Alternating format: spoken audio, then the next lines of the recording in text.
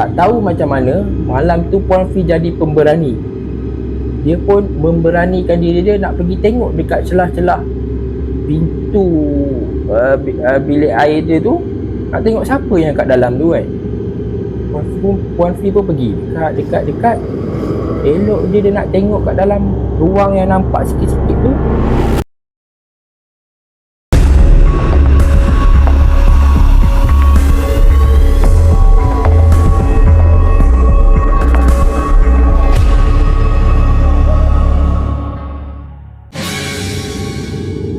Assalamualaikum warahmatullahi wabarakatuh. Selamat datang ke channel Pustaka Seram. Hari ini kita akan mengisahkan sebuah kisah yang diceritakan oleh Puan Fi, penunggu rumah sewa. Sebelum saya mulakan kisah ni, jangan lupa subscribe dulu channel ni bagi saya tambah bersemangat untuk cover story kisah-kisah seram anda semua. Kisah ni bermula pada ketika Puan Fi masuk ke dalam rumah sewa tu.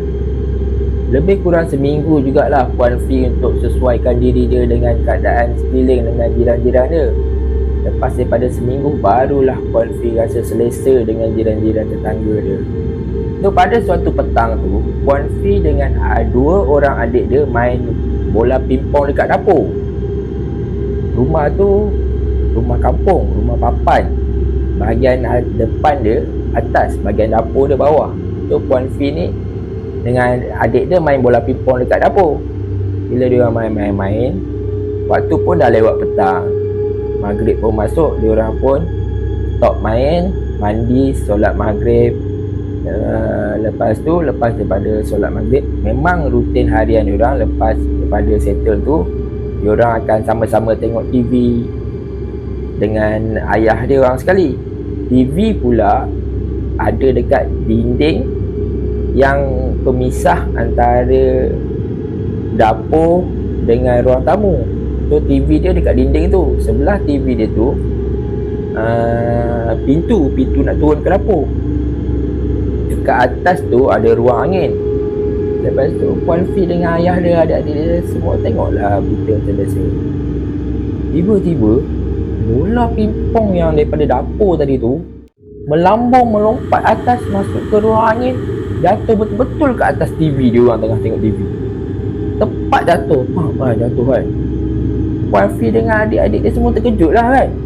Lepas tu ayah Puan Fi nak sedapkan hati anak-anak dia cakap lah, ini mesti kerja tikus ni kan. Tu Puan Fi tak percaya lah kan, takkan kerja tikus. Okey, tak apalah. Dah pukul 11 malam, mak dengan adik-adik Puan Fi dah masuk bilik tidur. Tinggallah berdua dengan Puan Fi dengan ayah dia tengah layan movie Mak Saleh. Dia orang ni memang suka tengok movie Mak Saleh malam-malam kan. Dia selalu tidur lewat. So pukul 11 lebih tu Puan Fi rasa mengantuk. Dia cakap lah dengan ayah dia, ayah saya masuk bilik dululah, tidur kan, mengantuk lah. Ayah dia pun kata okey. Puan Fi pun masuk bilik tidur. Dalam pukul 3 pagi, Puan Fi terjaga. Itu memang kebiasaan Puan Fi akan terjaga malam untuk pergi ke tandas. Dia terjaga dalam pukul 3 pagi tu. Ujung-ujung telinga Puan Fi dengar bunyi ayah dia tengah batuk kat dapur. Sambil tengah cuci pinggan kat dapur. So Puan Fi cakap, ayah tak tidur lagi lah, ada kat dapur ni. Lepas tu Puan Fi pun dengan confident dia pun buka lah pintu bilik dia, nak menuju ke arah dapur. Elok dia tengok je, pintu dapur dia tertutup siap berkunci lagi. Lepas tu lampu dapur pun tutup kan. Puan Fi kata, tadi dengar macam suara ayah kat dapur kan, tapi ni tak ada orang. Automatik badan Puan Fi jadi menggeletar, patah balik, masuk bilik, sambung tidur. Keesokan harinya, Puan Fi pun tanyalah ayah dia, ayah, malam tadi ayah tidur pukul apa? So ayah dia cakap lah, pukul 1. Lepas tu Puan Fi pun diam. Dia tak ceritakan apa yang dia dengar malam tadi kan. Perkara macam tu memang kerap berlaku. Ada satu kali tu, Puan Fi dengan family dia semua tidur awal. Malam tu tak ada cerita best, so dia orang tidur awal semua. Lepas tu dalam pukul 12.30 malam, Puan Fi terjaga lagi. Dia terjaga macam biasalah, dia nak pergi tandas. Lepas tu dia pun tak semena-mena, dia bangun terus keluar. Dia tengok pintu nak ke dapur tu terbuka, lampu terpasang. So Puan Fi pun turun. Dia tengok ayah dia tengah berdiri tegak menghadap dekat sinki tengah basuh pinggan. Puan Fi pun lega lah. Oh, ayah tak tidur lagi kan, tengah basuh pinggan. Tapi yang pelik dia, tak bunyi air. Berdiri tegak macam basuh pinggan tapi tak bunyi air. So Puan Fi abaikan. Dia teruslah masuk ke tandas. Masuk tandas, elok dia keluar je daripada tandas, dia tengok ayah dia dah tak ada. Dia tengok ayah dia dah tak ada kan. Lepas tu Puan Fi cakap lah, kenapa tak tunggu kan. Lepas tu Puan Fi pun naik masuk bilik tidur. Esok paginya waktu sarapan, Puan Fi tanyalah ayah dia, ayah, kenapa tak tunggu saya keluar tandas dulu baru naik bilik sama-sama kan.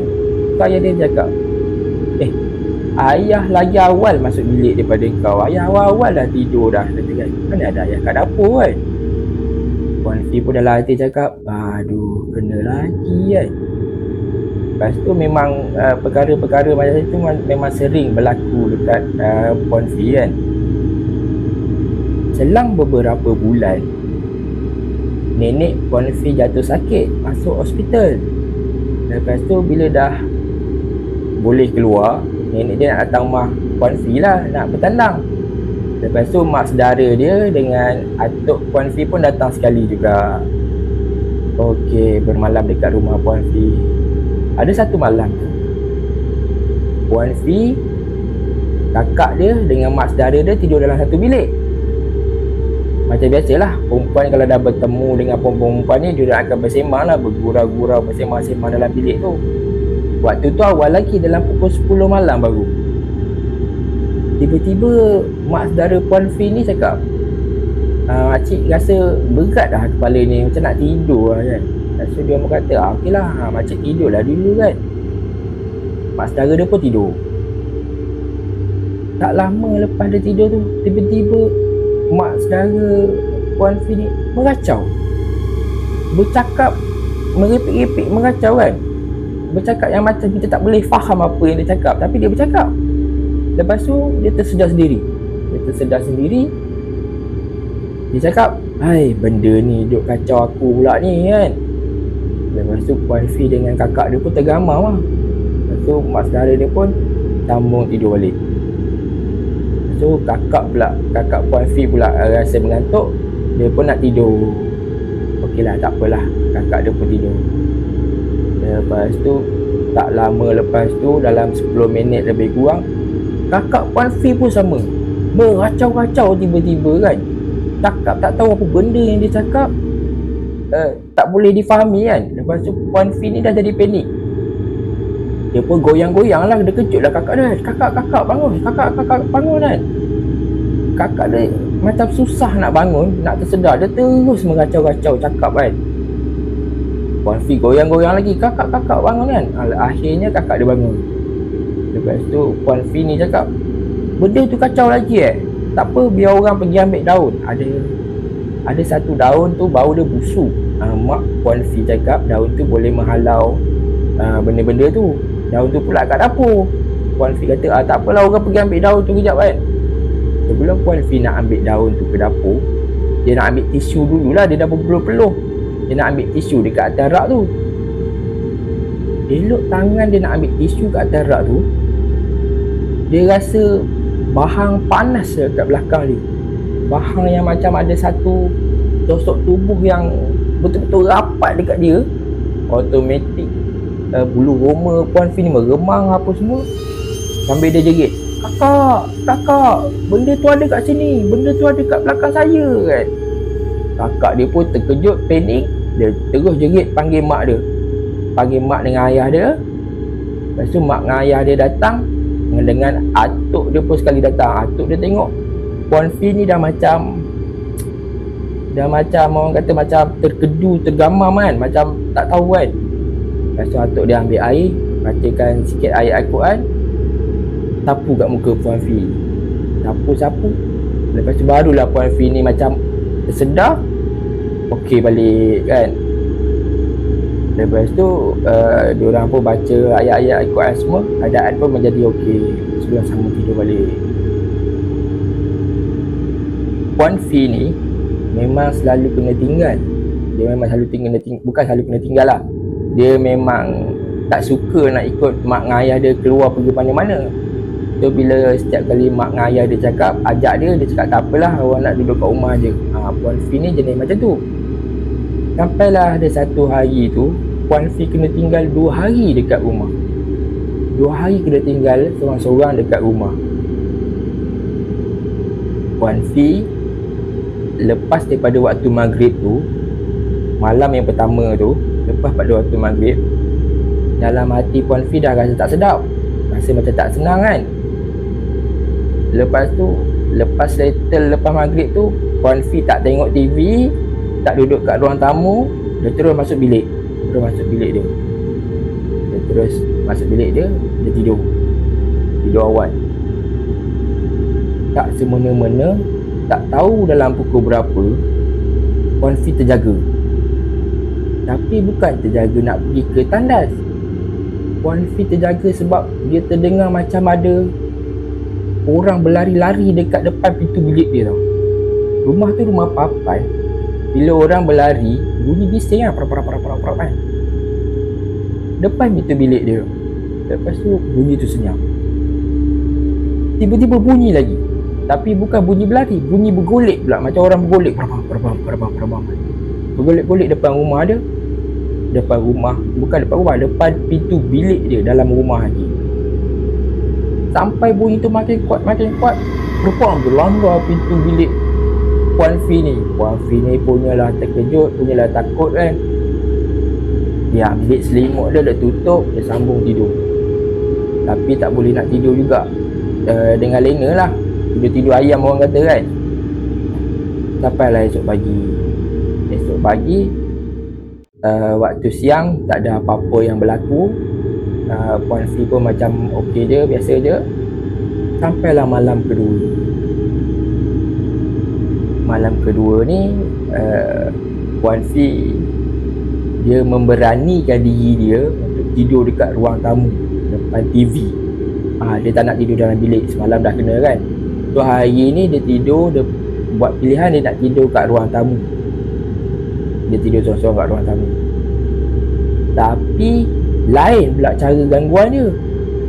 Puan Fi tengah-tengah malam, dia terjaga, dia terdengar bunyi paip air yang ada dekat depan rumah dia tu terbuka, mencurah-curah air, sambil terdengar macam ada orang tengah basuh kaki, gosok tangan, gosok kaki kan. Lepas tu bukan bunyi tengah basuh kaki je, pasu bunga yang mak Puan Fi tanam, yang ada pokok puding apa semua tu, pasu tu diorang laga-laga kan, bunyi pang bunyi macam tu kan, kuat kan. Puan Fi kata, dia kacau macam ni pula kan. Time tu awal lagi, tak adalah tengah malam sangat. Lepas tu Puan Fi pun abaikan, dia tutup, dia sambung tidur. Pukul 3 lebih atau pukul 4, Puan Fi terjaga lagi.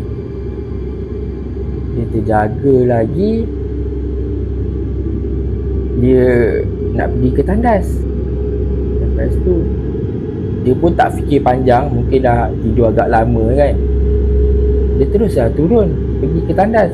Elok dia nak turun dekat tangga nak pergi dapur tu, dia dengar bunyi orang tarik baldi dalam bilik air dia. Tarik baldi. Lepas tu bunyi buka air. Buka air kuat kan, mencurah-curah air kan. Puan Fi cakap, siapa pula yang pergi guna tandas bilik mandi aku ni malam-malam macam ni kan. Tak tahu macam mana, malam tu Puan Fi jadi pemberani. Dia pun memberanikan diri dia nak pergi tengok dekat celah-celah pintu bilik air dia tu, nak tengok siapa yang kat dalam tu kan. Puan Fi pun pergi dekat.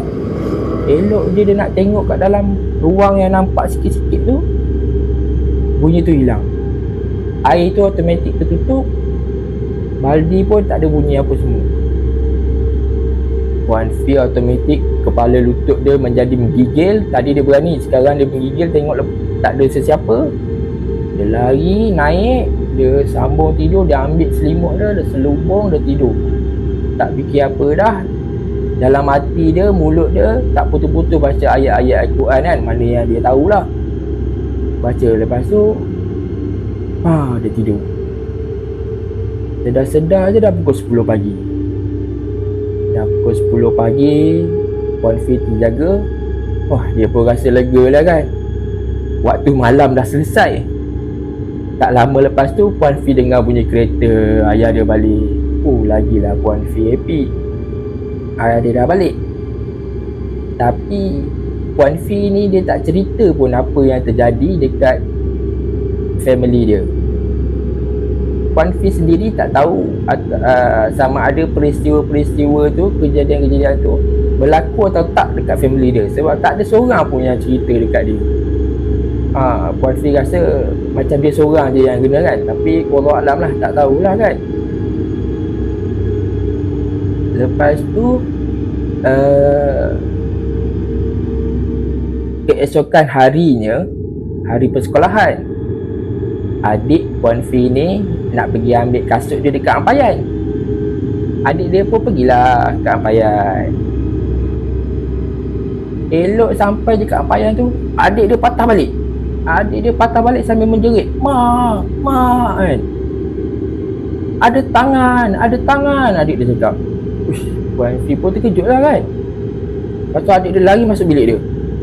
Lepas tu Puan Fi tanya dia, "Kamu ni dah kenapa kan?" Lepas tu adik dia cakap, "Saya nampak tangan dekat Ampayan.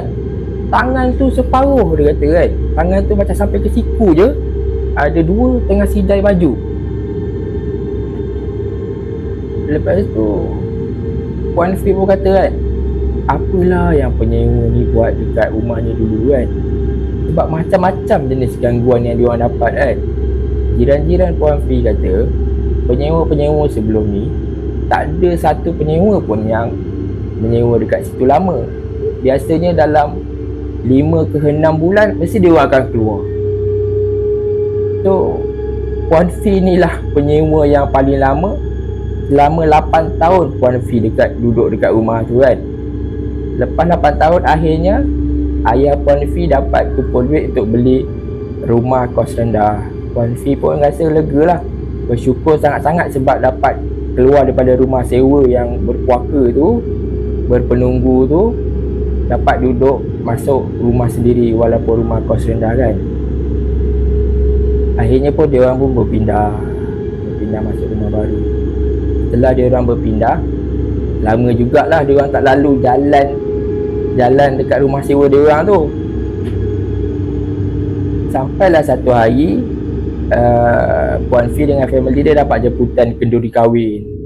Kenduri kahwin tu selang beberapa rumah je daripada rumah sewa Puan Fi dulu tu. So mak Puan Fi dengan Puan Fi pergilah ke kenduri kahwin tu.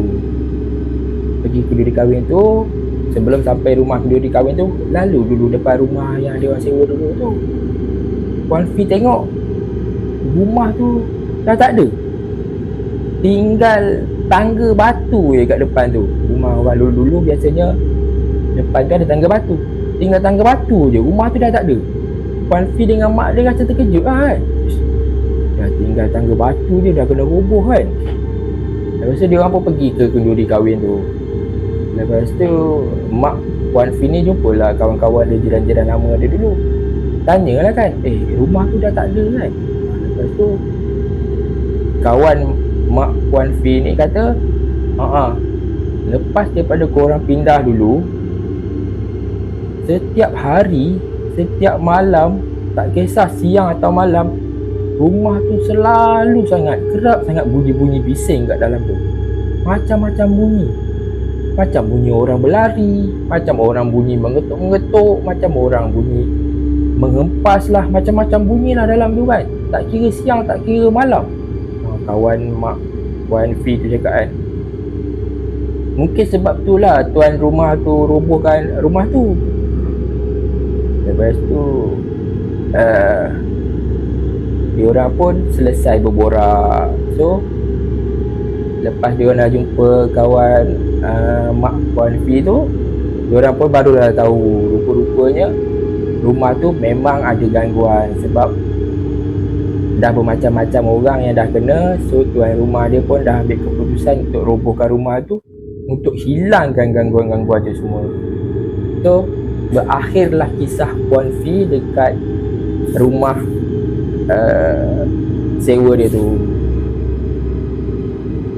Okay guys, terima kasih kerana sudi menonton sehingga akhir. Sebelum saya akhiri saya punya cerita di video ni, rakaman ni, sesiapa yang ada kisah seram yang untuk saya cover, boleh hubungi saya. Saya ada letakkan link di description. Boleh hubungi saya untuk saya cover kisah-kisah seram dia. Dan sebelum tu, jangan lupa subscribe dulu channel ni. Semoga bertemu lagi. Assalamualaikum. Bye bye.